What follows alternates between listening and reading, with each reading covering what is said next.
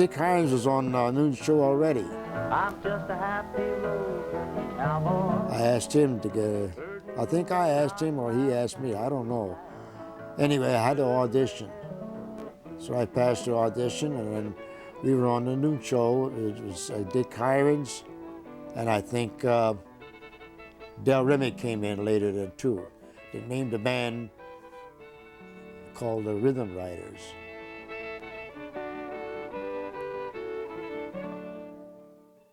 But it's an enjoyable job working on television too. You feel like you're doing something, you know. You see your face on TV every day, why, you're in the spotlight. Very exciting, yeah. They had, you know, they were made up, they had makeup on and bright lights and stuff like that, and then I would watch Cindy and Andy and Del and Dick. We were on for an hour at WBAY. And of course we had a good announcer at that time, was Bob Nelson. And he was a comedian himself. And Cindy was our featured girl singer. And Del Remick was there playing the steel guitar. Del Remick was a long, tall Texan from the Texas-Alabama border with a southern draw. And I believe they met up in Philly. And he was an excellent rhythm player and steel guitar player. And they became buddies, and I guess they stayed buddies for 60 years. And Del was on the noon show with my dad, Fiddlin' Andy. Yeah. It was a show with farm reports and everything for mostly the farm folks. Yeah.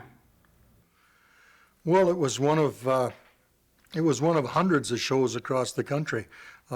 Everybody had them. Merle Travis and Grandpa Jones had one. There were any number of them, and they were all either morning or noon shows, and they were a rural format where they came on and featured a farm-type program.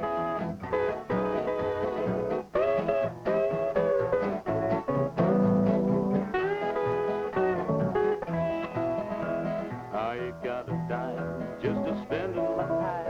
I'm just a happy roving cowboy. Let me make my bed where the fire's from beneath the land blue. Hear my song as I ride along. They came on and they gave weather and a little bit of farm news, and then they talked about markets, and then they would bring in a house band and they would play a couple of tunes.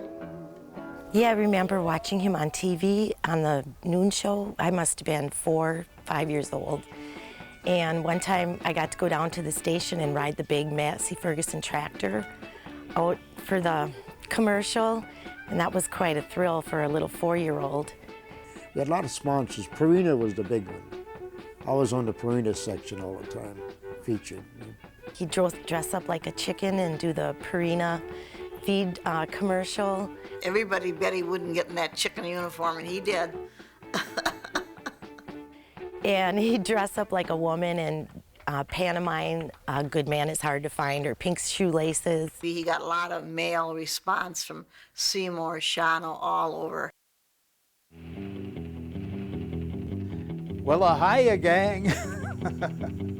We got a little of the hot and a little of the sweet, and all the ever-loving, living music designed for the big nights tapping feet.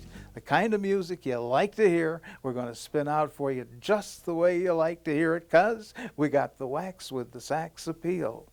Boom. Being with Fiddling Andy and the whole group, they all were pros. That was the thing that you liked, working with people like that. Well, I think the fondest memory would be to see how this group could gel. You know, it was almost before your eyes, and there they were, and they were putting on this professional production for you every noon in and noon out, and I never saw them leave down or do a poor show. I guess that's the biggest memory I'd have of it. And Fiddlin' Andy was just fiddling away a mile a minute. Great guy. Well, I remember when we were on Elmore Street, Marvin Rainwater, had a hit with a song called Gotta Find Me a Bluebird. And he had came to the house, and I think it was at the WBAY auditorium. They would put on some music venues there. I brought in one of his bags, and he gave me a 50-cent tip, and I think I was like 8 years old, and I thought that was all the money in the world, because 50 cents back then was a lot of money. There was a lot of reliance on local performers who would perform live for short sets, and because you'd want to vary your sets, you know, you'd have to learn more songs and tunes, or maybe compose some.